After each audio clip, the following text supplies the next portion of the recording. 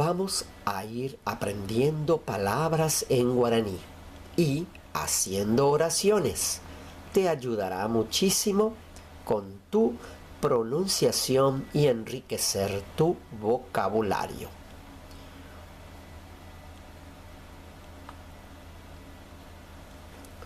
Clase 7.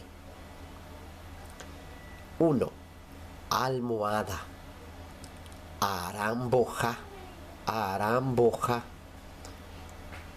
Areco, PTI, aramboja, prahu.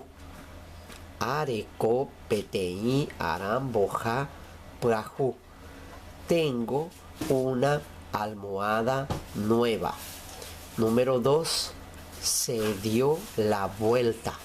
Oyere, oyere. Sheru, oyere, cancha, cupere.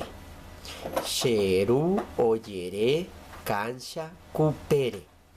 Mi padre se dio la vuelta detrás de la cancha.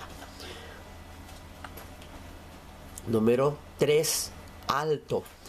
Ubate, ubate. P. Boyoyaha, oi, ubate.